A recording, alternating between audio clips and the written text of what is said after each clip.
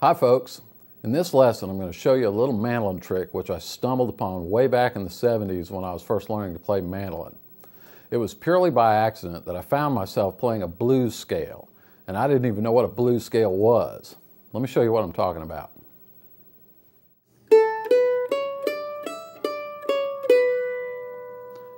All right, looking at your music there, what I have written out on that first line are just the first 5 notes of an A major scale. And I've whittled this thing down just to make it simpler to understand the concept, and in a minute I'll show you the full scale. We're just going to take those 5 notes of the major scale, and they're notes 1, 2, 3, 4, and 5. And I'm just turning it around and coming back down. And that makes a nice repeatable little thing that you can run up and down. I have it written there as quarter notes just to make it a little easier to read.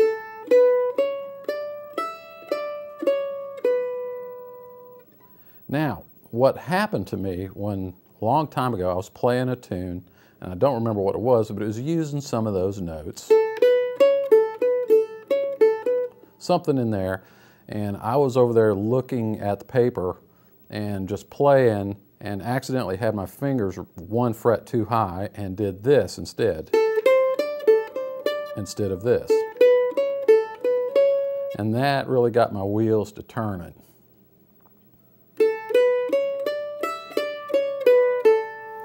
There's our first 5 notes of the A major scale with the correct fingering, and now I'm just going to slide my fingers up 1 fret and do the exact same thing. And what you get, almost by magic, are 5 notes of the blues scale.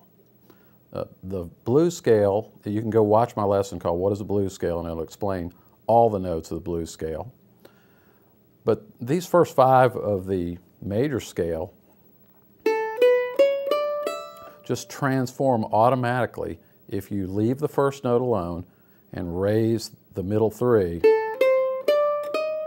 and leave this note alone.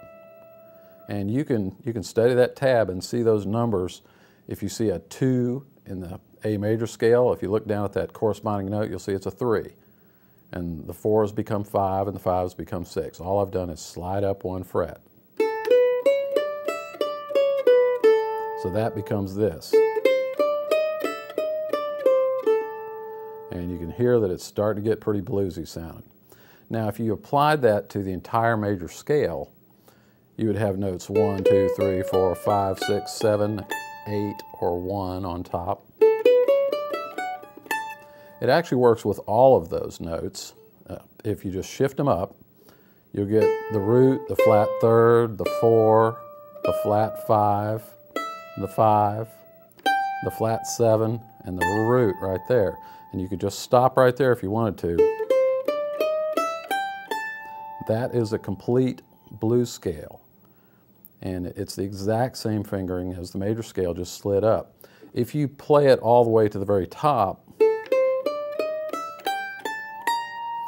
you get a flat 9 on top, which is kind of an altered out-of-the-box note that's not really part of the blues scale, but it's there if you want to play it. So all you have to do is take your old major scale fingering when you're playing on starting on open strings, move it up 1 fret, and instant blues scale. Here's a little lick using just 3 notes that demonstrates this concept pretty well, and it's easy to play. Let's take a look.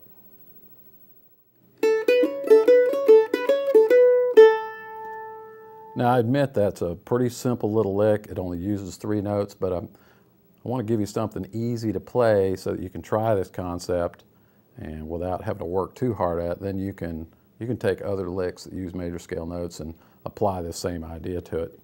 So these are just notes 1, 2, and 3 of the major scale.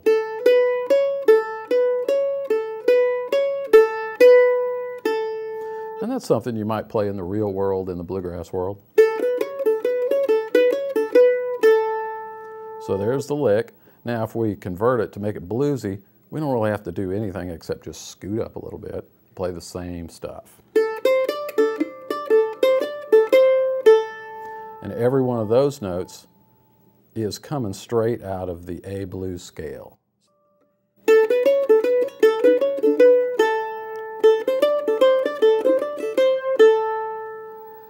That little mistake made me really curious, and that started my quest to try to understand more about music theory and how to use it. Take some little bits and pieces of tunes that you play that use major scale notes and see if you can make them sound a little more bluesy. Who knows, you might discover something that makes a light bulb go on over your head like I did. Take care, and I'll see you in the next lesson.